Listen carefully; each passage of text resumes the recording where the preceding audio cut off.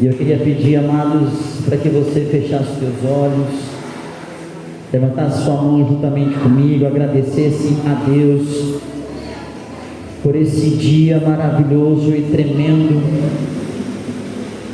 porque é um dia para nós nos alegrarmos, porque foi Ele quem fez, e se Ele está alegre, nós também precisamos estar alegres, amém? Quantos creem que o Senhor Deus, Ele está alegre aqui? Por você estar aqui nessa noite na presença dEle, reunidos para louvar, agradecer e continuar agradecendo o nome dEle, porque temos a oportunidade de estarmos aqui, Pai. Nós queremos te louvar, agradecer o teu nome, porque estamos vivos e alegres, porque o Senhor fez esse dia. Muito obrigado, Pai, por cada homem, mulher, jovem, criança da casa de oração nesta noite. Eu quero pedir ao Senhor Espírito Santo que o Senhor fique livre neste lugar, nos ensine a tua preciosa palavra, que a tua palavra, Senhor, venha entrar no nosso coração e gerar vida e vida em abundância, e que possamos sair daqui, Senhor, renovados, cheios do Espírito Santo, cheios de fé para vencer e vencer e vencer e vencer e vencer e vencer, porque a tua palavra diz que nós somos mais que vencedores. Nós vencemos e vencemos e vencemos e vencemos, nós nunca perdemos, Pai.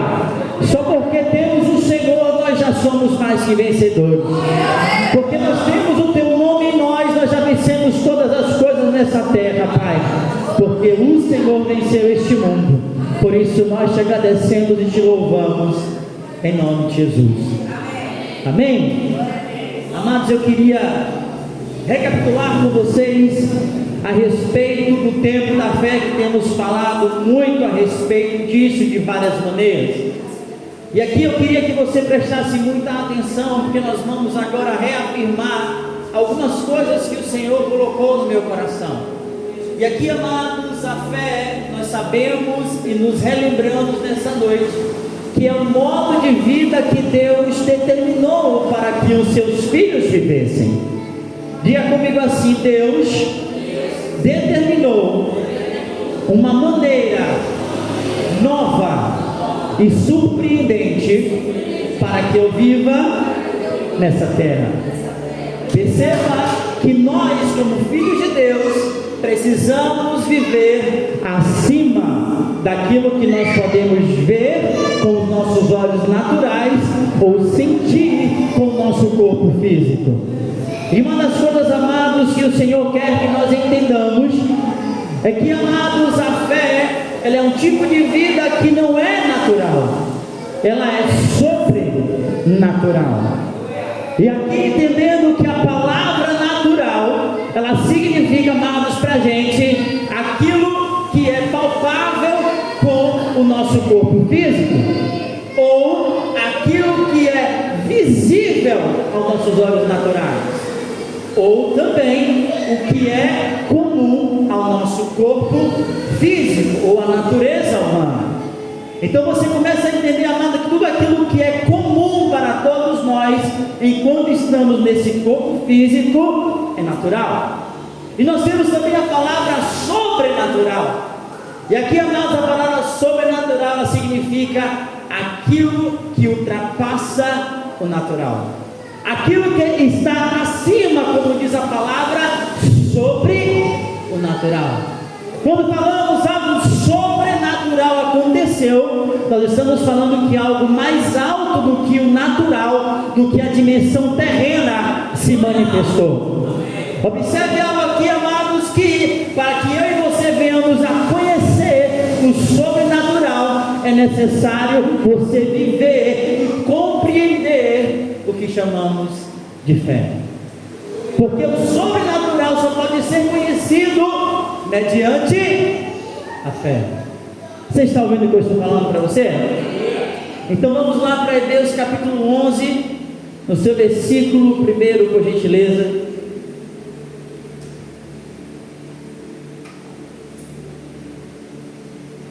E a palavra do Senhor vai dizendo para a gente que, ora, a fé é a certeza de coisas se espera, e a convicção de fatos que não se veem. Essa é a minha versão, fala que a fé, ela é a certeza de coisas que se esperam, e a convicção de fatos que se não veem. A versão Almeida corrigida, atualizada e fiel, ela vai trazer para a gente que a fé, amados, ela é um firme fundamento das coisas que se esperam e a prova de fatos que se não veem. Eu quero que você preste muita atenção, porque ele está dizendo que a fé é. E essa palavra é, que a gente passa despercebido, ela é que vem derivado de um verbo. Esse verbo ele é muito importante, porque o é, essa palavra é, ela traz consigo do verbo ser, e a palavra ser traz o sentido de existência, natureza, aquilo que é, ou que é real ou verdadeiro. E também, amados, ela vem trazer um sentido para a gente que muita gente conhece e o que muita gente usa para se identificar, que é o que? Identidade. Todo mundo tem uma identidade aqui, ou no celular ou impresso. E identidade, amados, significa um conjunto de características que vai distinguir e confirmar aquilo que é como tem sido dito. Ou seja, tudo aquilo que se caracteriza tem que demonstrar que ele é aquilo que ele diz ser. Por exemplo, a cadeira que você está sentado, como é que eu sei que esse material é uma cadeira? Pelas suas características. Então, quando eu entendo, amados, que eu posso olhar para algo e identificar aquilo pelas suas características, então eu posso dar uma identidade àquilo que eu estou vendo. Como é que você pode dizer que você é filho da sua mãe, se você não tiver as características de seu pai e de sua mãe? Então nós estamos falando aqui que a identidade, ela se manifesta, se identifica pelas características. E amados, eu quero ir lá com você em João, no capítulo 8, no versículo 42, porque o Espírito Santo ele falou comigo a respeito de identidade ou características, porque, amados, precisamos entender uma coisa. Em João capítulo 8, versículo 42, o próprio Jesus ele vai se deparar com os judeus em um dado momento, em uma conversa com eles, e aí ele vai dizer o seguinte: replicou-lhe Jesus, se Deus fosse, a palavra fosse aqui, amado, é justamente no sentido de ser como uma condição. Se você fosse filho de fulano, você seria de tal forma. Se você fosse filha de ciclano, você teria essa característica. E olha só o que ele vai dizer: se Deus fosse de fato o vosso Pai, certamente me haveis de amar, porque eu vim de Deus e aqui estou, pois não vim de mim mesmo, mas Ele me enviou. Olha só isso aqui, amado. Ele olha para os judeus e replica a respeito de algo. Ele fala: vocês estão dizendo, presta bem atenção, que Deus é o vosso Pai. Porém eu digo algo a vocês: se Deus fosse o vosso Pai, vocês me amariam. Ou seja, como é que Jesus identificou quem era o Pai deles? Através da identificação do amor, porque sabemos que Deus ele é. Isso é uma característica da identidade de Deus. Então, quando ele olhou para os judeus, ele replicou para eles dizendo: olha, se vocês soubessem quem é o Pai de vocês e quem foi que me enviou, vocês me amariam. Porque se Deus é amor, significa que se meu Pai ele é amor, significa que o Filho também tem que amar. Sim ou não? É por isso que Jesus ele diz o seguinte: olha, sejam misericordiosos como o vosso Pai também é misericordioso. O que ele estava dizendo é o seguinte, trazendo para a gente aqui, que todo mundo demonstra a natureza que tem e o Pai que tem pelas suas atitudes, palavras, ou seja, pelas suas características. Quando o homem ele é caído sem Deus, você observa nele as características de outro pai, que é o que a gente vai ver aqui agora em João capítulo 8, versículo 44. Ele identifica quem é o pai daqueles judeus que estavam ouvindo ele, diz assim: olha, vós sois do diabo, que é o vosso pai, e quereis satisfazer-lhes os desejos. Então você começa a observar uma coisa aqui, que todo filho, ele quer satisfazer a vontade do pai, que toda filha, ela quer satisfazer a vontade da sua mãe ou do seu pai. Amém? Ele diz mais: ele é homicida desde o princípio, e jamais se firmou na verdade, porque a verdade não tem nele, ou nele não está a verdade. Porque quando ele profere mentira, fala do que lhe é próprio, ou seja, faz parte da sua natureza falar mentiras. Por quê? Porque é mentiroso e é pai da mentira. Então você começa agora aqui a definir quem é de Deus e quem não é, pelas características que uma pessoa demonstra pelas suas atitudes. É óbvio, amados, que nós temos falhas e defeitos, amém? Ninguém aqui é perfeito, mas está buscando melhorar a cada dia. Mas como é então que eu mudo as minhas características? Pela renovação da minha maneira de pensar. Observe que a sua maneira de pensar, ela foi construída desde a sua infância. Desde quando você é um bebê no ventre da tua mãe, você está recebendo sentimentos, emoções, está recebendo vibrações da sua mãe. Até nas palavras, nos sentimentos que ela tem, tudo pode ser transmitido por vibrações e sentimento dentro da mãe. E aqui, amados, a criança ela nasce com um papel em branco e começa a ser escrito nela as características dela, por aquilo que ela vê e por aquilo que ela ouve. Então ela vai sendo construída, o caráter dela vai sendo formado de acordo com aquilo que é mostrado para ela como certo ou como errado. Ou seja, ela vai começar agora a demonstrar a própria identidade dela.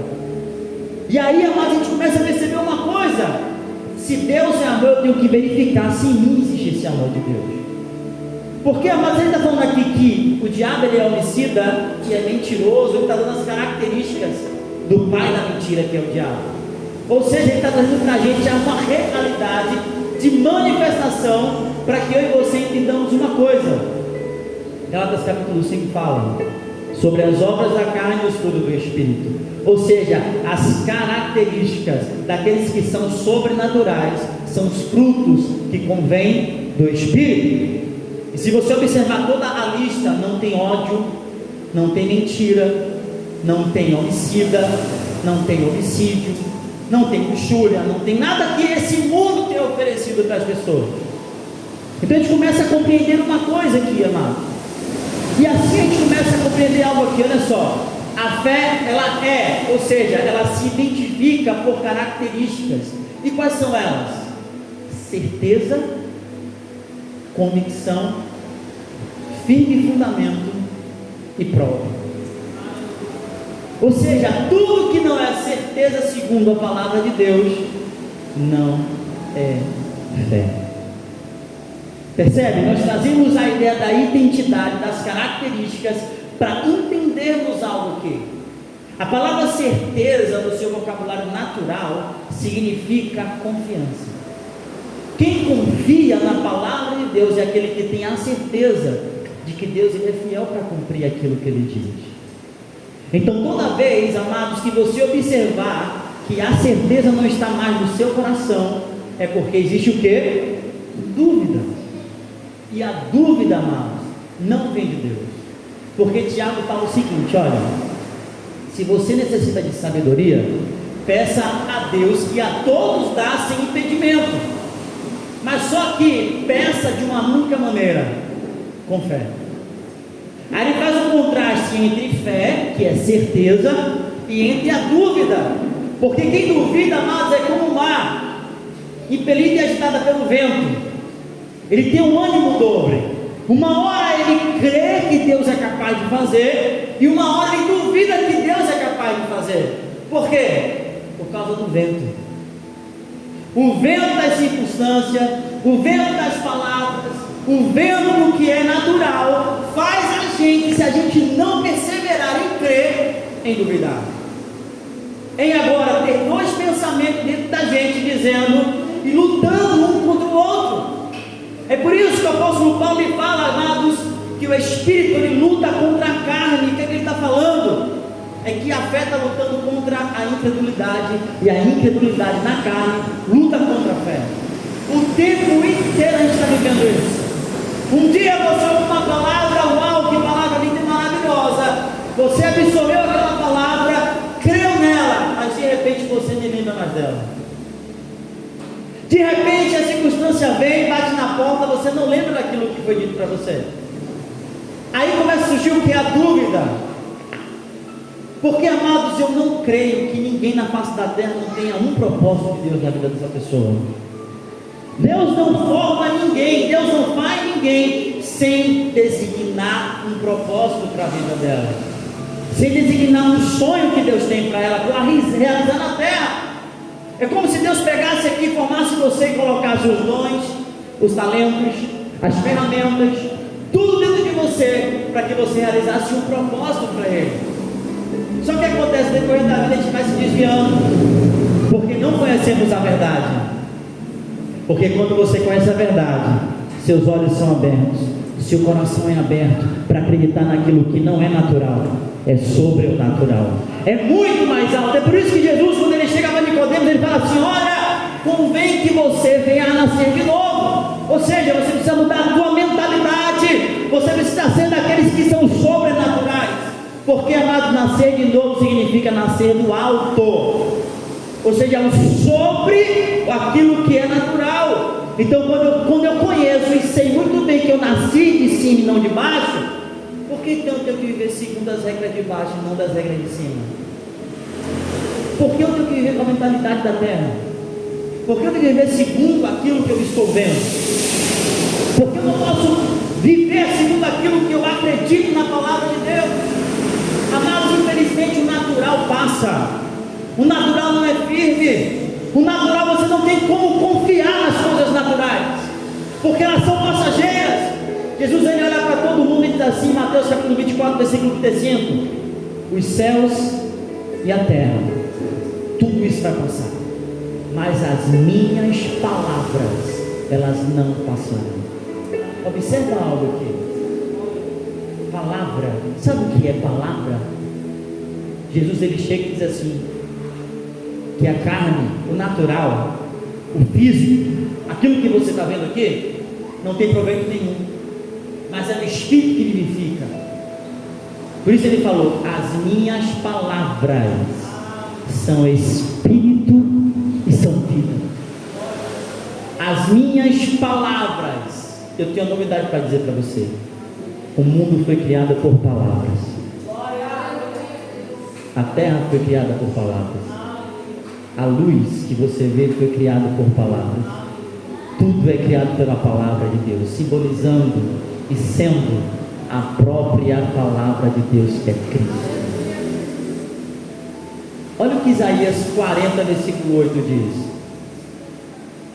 seca-se a erva, cai a flor, mas a palavra do Senhor, ela permanece eternamente. Pensa só nisso. Tudo aqui, isso aqui vai passar. O que vai permanecer é aqueles que permanecem na palavra, confiantes. Provérbios 3:5 fala o seguinte: olha, confia no Senhor de todo o teu coração e não se apoie no teu próprio entendimento natural. Sabe o que o Provérbios está trazendo para a gente? Aquilo que Paulo fala em Romanos capítulo 8, versículo 3, na parte B. Ele fala, olha, que Deus seja sempre verdadeiro e todo homem mentiroso. Olha que profundo isso aqui, simples. Tudo aquilo que te disseram que é contra a palavra de Deus é mentira. Que forte isso aqui. Pegue isso aqui, pelo amor de Deus. Tudo que Deus diz ao seu respeito, tudo que Deus prescreveu para a gente é verdadeiro mas tudo aquilo que é contrário é mentira. Por quê, amados? Porque nós vivemos e andamos pela fé, amados. Não vivemos pelo que vemos, não andamos por aquilo que vemos. Porque a fé, amados, significa o quê? Que a palavra de Deus se torna uma ponte para eu caminhar sobre ela. É como uma ponte que vai sendo construída a cada passo que eu dou na minha vida, em direção ao propósito dele. Observe, amados, uma coisa: a cada passo que você dá em cima da palavra, Deus, Ele coloca um pedaço de uma ponte para você caminhar. É por isso que é pela fé. Senhor, eu não estou vendo, não faz sentido algum. Nada nessa terra, amado querido irmão, faz sentido com aquilo que eu estou vendo, que o Senhor falou comigo. Nada parece ser favorável para aquilo que Deus prometeu. Mas mesmo assim eu vou caminhar sobre a palavra. Mesmo assim eu vou caminhar sobre a palavra. Mesmo assim eu vou caminhar sobre a palavra. Nem que eu tenha que andar sobre as águas, eu vou caminhar sobre a palavra. Nem que eu trabalhei a noite inteira e o Senhor me disser: lança a rede do lado direito do barco, eu vou lançar, porque sob a tua palavra.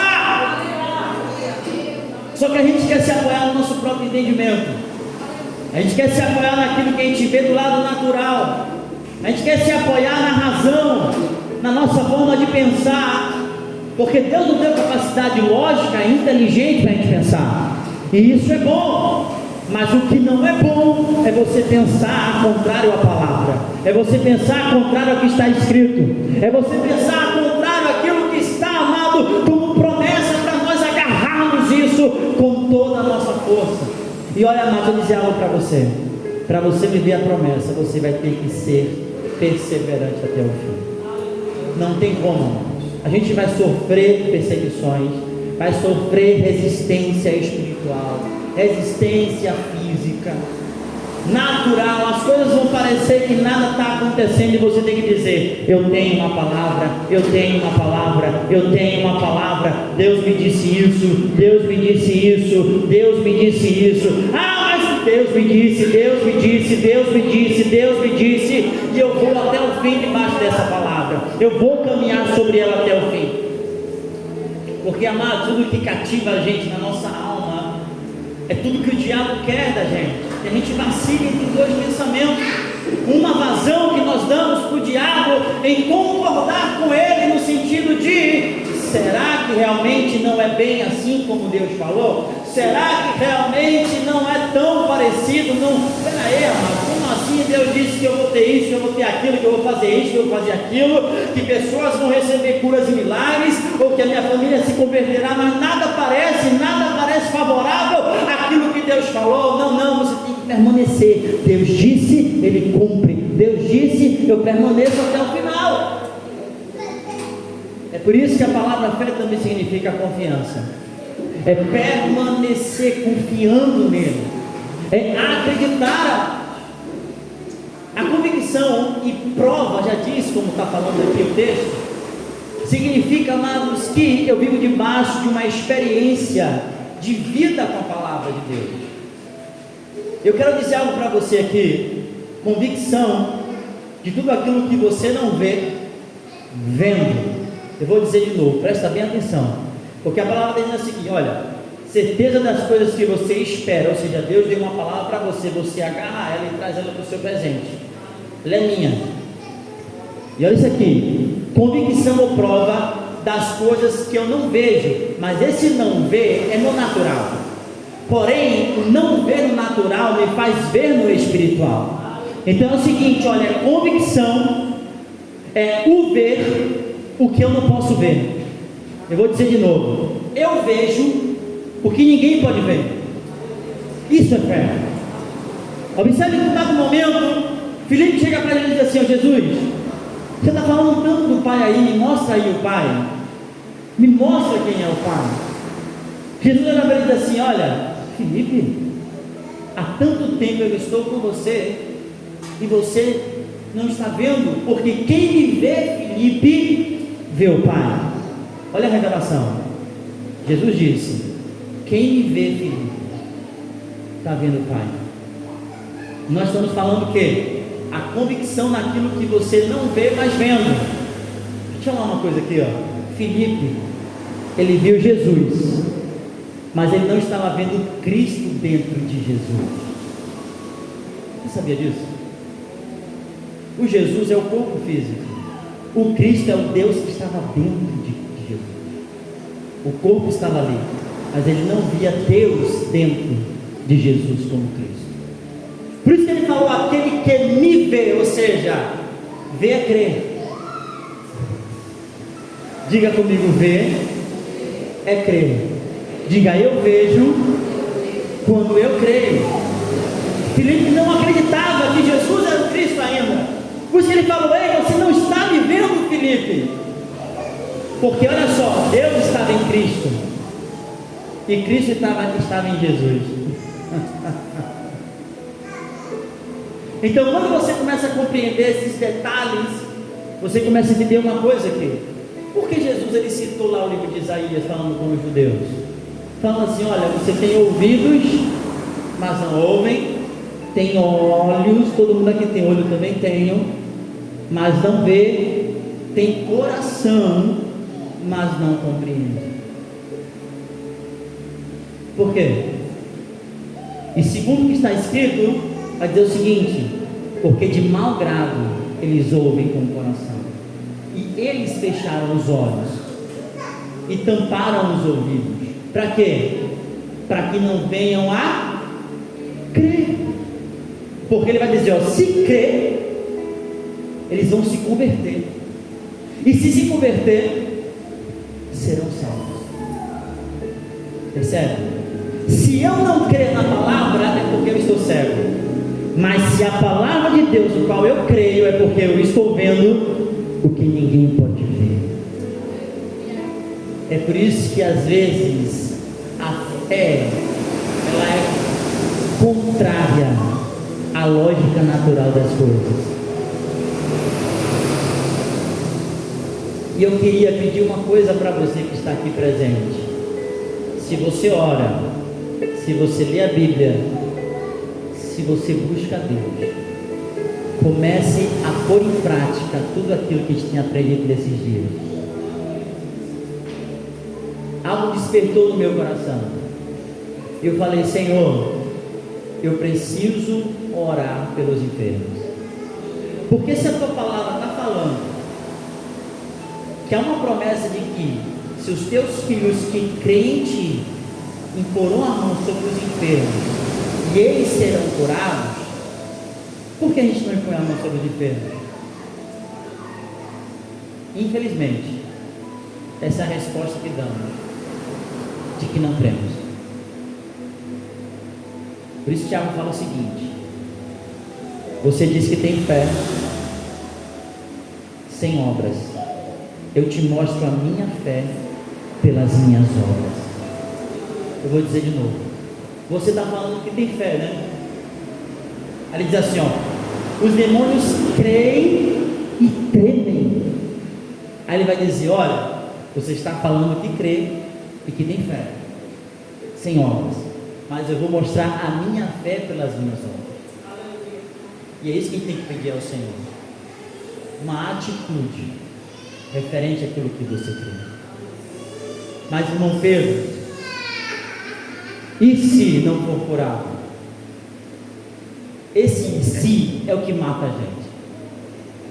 A dúvida está no "e se". E eu escuto isso aqui: nenhum dos ministros que eu estudei, avivalista, os caras, as mulheres que agem com cura e milagre, não curaram de primeira, sabe disso? Nenhum deles. A maioria fala a mesma coisa. Se você, para ter uma musculatura, para você ter um condicionamento físico, que você quer chegar em tal ponto, você precisa treinar, treine a sua fé, pratique ela.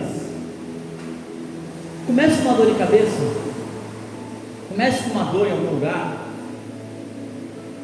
Acredite numa coisa, vou dizer uma dica aqui, ó: ore por quem não te conhece. A maioria das pessoas que eu orei, que eu não conhecia, foram curadas. A maioria. Era dor aqui, era dor ali, era dor de cabeça. Na academia, para vocês terem noção, a mulher que estava com dor de cabeça, ela sabia, sabe que eu sou cristã, ela disse: você tem como orar por mim? Eu falei: tenho. Orei por ela, a dor de cabeça sumiu. Você acredita que foi curada? Eu falei: acredito, com certeza. Eu e minha esposa estávamos na praça onde moramos. Eu conheci uma moça, ela estava vendendo beiju. Ela: nossa, eu estou com uma dor de cabeça. Ela é testemunha. Quer que a gente ore por você? Quero. Vamos orar por ela. Oramos. Nem fomos a mão na cabeça. Pegamos na mão dela e oramos. Quando terminamos de orar, ela disse: a dor de cabeça sumiu. Então às vezes você tem essa experiência mais como de fora do que aqueles que você conhece. Porque quem te conhece vai fazer: lembra de Jesus? Não. Ele disse: eu não podia fazer muitos milagres, porque aqueles disseram: esse é Jesus, filho de José e de Maria, conhecendo seu pai, sua mãe, seus irmãos. Ele falava assim: ele não pode fazer muitos milagres, não sei ponta não sobre alguns poucos enfermos. E amados, eu estou falando isso aqui para você porque assim, precisamos viver o Evangelho real. A teoria é maravilhoso. Pratique com seu filho, pratique com seu esposo, pratique com a sua esposa. Pratique, coloque em prática. Não foi? Insista até que vá, até que aconteça. Existem curas que são gradativas, ela não é imediata. Tem pessoas que têm caroços, que têm coisas que tem dentro delas, que você impõe as mãos, ora por elas, o caroço está lá, mas você já é curado, ela crê junto com você. Passa 1 ou 2 dias, o caroço some. O caroço que às vezes não sumiu, tem 1 semana, 2, 3, 10, 21 anos, 2 anos, 3 anos, e ela some. Mas o importante, amado, de toda essa estrutura é justamente a certeza que você precisa ter. Porque fé é ter certeza naquilo que eu espero. Se eu espero que uma pessoa ela vai ser curada, então a minha atitude demonstra que eu creio. A minha atitude demonstra: vai curar, vai sair, vai ser curado. Quantas vezes, amados, a gente expulsa demônio? É tudo pela fé. É tudo pela fé. Porque algo espiritual não é natural. Você vê a pessoa naturalmente, mas o que está dentro dela vem para fora. E ali, amados, você tem que agir por meio da fé e da palavra, da unção que está sobre você, por meio do Espírito Santo. Então, às vezes, amados, você tem que entender uma coisa: essas coisas fazem parte do pacote do novo nascimento, da nova natureza, da nova criação, que faz parte do nosso espírito. O teu espírito não é doente, o teu espírito não tem preocupação, o teu espírito é pleno, é completo. Gente do céu, a gente só precisa ter acesso a ele. Quando você acessa o espírito, ele vai transbordar para a sua alma as ideias de Deus, e as ideias de Deus vão transbordar para o seu corpo. Por que você acha que às vezes Jesus, tem momentos que ele vai parar e vai perguntar às pessoas o que é que eles queriam que eles fizessem? Jesus não tinha problema com fé. O problema de Jesus era as pessoas que não criam nele. Porque se eu sou como Cristo aqui na terra e creio na palavra de Deus, o problema agora não é o meu, é as pessoas crerem. Por isso Jesus falava assim: olha, a tua fé te salvou, a tua fé te curou. Porque ele era a fonte de cura e salvação. A questão é: quem tinha sede, bebia da água. Quem tinha sede e cria: eu creio, Senhor, vai em paz, a tua fé te salvou. Vai em paz, a tua fé te curou. Como um cristão viveria? Olha isso aqui para mim. Como um cristão viveria? Entusiasmado. Você sairia na rua assim: quem vai ser o próximo que eu ponho as mãos? Quem vai ser o próximo que está com dor, que está com isso, que está com aquilo? A gente vive assim, ó. Deixa a vida me levar. Preocupados com o trabalho, preocupados com muitas coisas, se esquecendo de quem somos em Deus, de quem somos em Cristo Jesus. É por isso também que a palavra fé, ela é um firme fundamento, é um alicerce sólido que você pode se segurar que ele não vai mudar de lugar. Quantos lembram de Jesus, Vilma, falando? Todos vocês conhecem a parábola? Ele fala, olha, aquele que ouve e pratica. Sabe o que ele estava falando? Aquele que tem fé. Quem tem fé? Aquele que ouve e pratica. Será como o homem que edificou a sua casa sobre o quê? Uma rocha. Rocha é sólida, é firme, não é móvel, não é flexível, não tem dúvida. A rocha é certeza, é convicção, é firme, é já possuir aquilo que a palavra de Deus diz. Mesmo diante das circunstâncias, mesmo diante do que parece, é crendo que a gente vai vencer, amado. É crendo na palavra de Deus que a gente vai vencer no nosso dia a dia. Todos os dias Deus deu uma palavra nova para a gente, uma unção nova, uma capacitação nova, uma realização nova, nos mínimos detalhes. Deus está falando. Deus está trazendo para a gente hoje uma ideia de que é o que? Não só ouça, pratique, não só escute, coloque em prática aquilo que você está ouvindo. Já pensou nessa experiência? Você pôr a mão sobre o enfermo e ser curado e você dizer, uau, glória a Jesus. Foi uma dor de cabeça, mas glória a Jesus. E a tua fé é fortalecida, a tua fé é firmada. Aí quando a dor de cabeça você ora e vai sendo curada, 1, 2, 3, 4, toda começa a ser curada. Curada, daqui a pouco começa a subir o nível da fé, daqui a pouco cura outro nível de doença. E a tua fé vai aumentando, vai fortalecendo, e você vai ser tudo aquilo que você deveria ser na princípio da palavra de Deus. Porque entenda uma coisa, amado.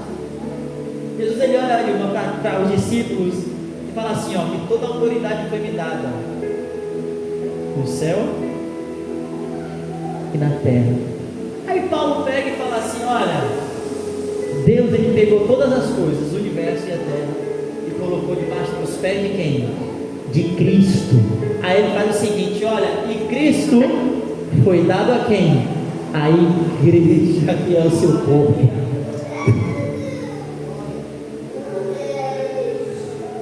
Ou seja, amados, Deus colocou tudo debaixo da igreja, porque a igreja somos nós, o corpo de Cristo. Ele é o cabeça, ele é a palavra que guia o corpo. Cabeça guia o corpo. Cabeça, Jesus, guia todo o corpo. Se põe de pé, por gentileza.